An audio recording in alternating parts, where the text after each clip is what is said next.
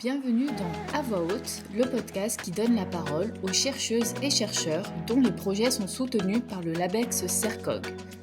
Aujourd'hui, nous partons à la rencontre de Christelle Marquette, enseignant-chercheur au sein du laboratoire Biosanté, une unité conjointe de l'Université Grenoble-Alpes, de l'INSERM et du CEA.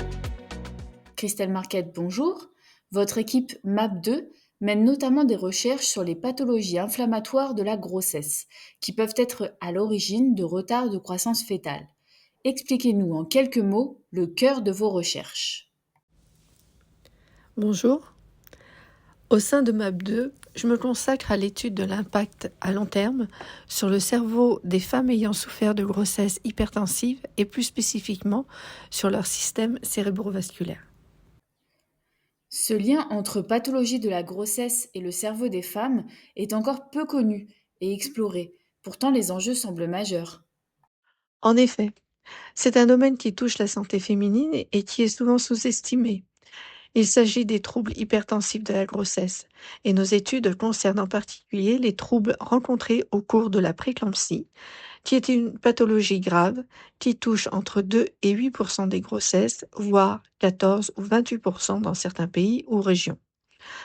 C'est une complication qui apparaît souvent à la fin du deuxième ou au début du troisième trimestre.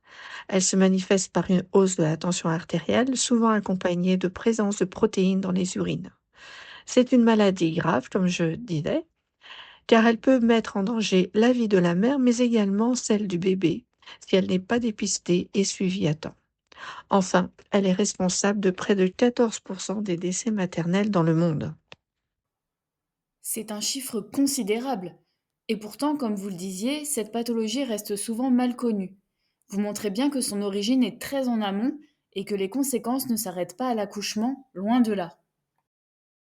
Effectivement, tout commence au tout début de la grossesse, au moment où le placenta, l'organe qui nourrit et oxygène le fœtus, s'implante et se développe dans l'utérus. Dans le cas de la préclampsie, justement, il ne s'implante pas correctement. Les vaisseaux sanguins qui doivent l'alimenter sont trop étroits ou mal formés. Résultat, le placenta reçoit moins de sang et d'oxygène que ce dont il aurait besoin et se retrouve en condition d'hypoxie. Ce manque d'oxygénation provoque alors une réaction inflammatoire localement, conduisant le placenta à produire et libérer dans le sang maternel des substances inflammatoires qui perturbent les vaisseaux sanguins maternels. C'est ce qui provoque l'hypertension, la présence de protéines dans les urines, les œdèmes, voire parfois des complications plus graves au niveau rénal et hépatique. Au-delà de ces complications, au cours de la gestation, il a été démontré récemment que la préclampsie laisse des traces durables sur la santé de ces femmes et notamment sur leur cerveau. Ainsi, elles ont un risque plus accru de développer plus tard des maladies cardiovasculaires, mais également des troubles cognitifs, notamment comme des démences ou des maladies neurodégénératives. Le risque de démence vasculaire est 3 fois plus élevé et l'incidence de la maladie d'Alzheimer est 1,5 fois plus présente chez ces femmes. D'où l'importance de vos travaux et de pouvoir comprendre finement les mécanismes impliqués. Et dans ce cadre, vous avez identifié une piste moléculaire très prometteuse. Oui, à la fois sur des cohortes de patientes et à l'aide d'un modèle animal de préclampsie au laboratoire, nous avons identifié une famille de protéines comme acteur central de la pathologie, les protéinicines, qui se composent de deux membres, PROC1 et PROC2. Ces molécules sont à la fois pro-inflammatoires et pro-angiogéniques selon le tissu et le contexte dans lequel elles sont exprimées. Dans le cas de la préclampsie, elles sont surexprimées par le placenta en état d'hypoxie et se retrouvent dans la circulation sanguine maternelle. Nos travaux au laboratoire montrent qu'elles jouent un rôle clé dans la maladie et en particulier PROC1 qui a été récemment breveté par l'équipe comme biomarqueur potentiel de l'apparition et du suivi de la pathologie. À l'aide du modèle animal, nous avons montré qu'en bloquant leurs récepteurs, grâce à un traitement spécifique, nous réduisons significativement l'hypertension gestationnelle. Au niveau cérébral, nous avons établi également que la présence des protéinicines dans la circulation sanguine provoque une augmentation de la perméabilité de la barrière hémato-encéphalique. Dans la suite de votre projet et à travers cette thèse qui débute, vous allez explorer à la fois des outils de diagnostic et des pistes thérapeutiques qui pourraient prévenir les effets à long terme. Expliquez-nous un petit peu plus en détail. Oui, ce projet intègre plusieurs niveaux d'analyse du système nerveux central maternel. Tout d'abord, il y a une analyse par imagerie cérébrale pour évaluer les lésions. Ensuite, une analyse histologique des mêmes cerveaux pour évaluer donc les marques inflammatoires, les lésions, caractériser les lésions. Ensuite, nous allons faire une analyse des troubles cognitifs rencontrés, et ceci à l'aide donc du modèle animal et sur lequel nous allons étudier les altérations de la mémoire maternelle. Enfin, et c'est l'un des aspects les plus prometteurs, nous allons analyser les modifications épigénétiques qui sont des altérations qui ne modifient pas l'ADN en lui-même, mais influencent la manière dont les gènes sont activés ou désactivés. En effet, nos derniers résultats obtenus sur des cerveaux maternels de notre modèle animal au cours de la préclampsie révèlent des modifications épigénétiques sur les histones, qui sont des protéines associées à l'ADN, ainsi que l'expression anormale de protéines liées aux maladies neurodégénératives.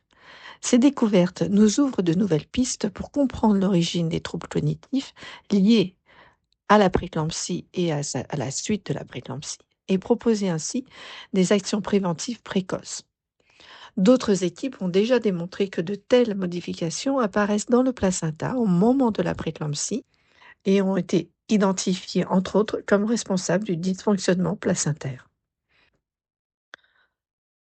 Donc, grâce à notre collaboration avec les experts en imagerie neuronale, comportement animal, biologie épigénétique, nous allons pouvoir apporter des éléments pour faire le lien entre l'apparition d'une démence vasculaire chez les femmes suite à une grossesse hypertensive.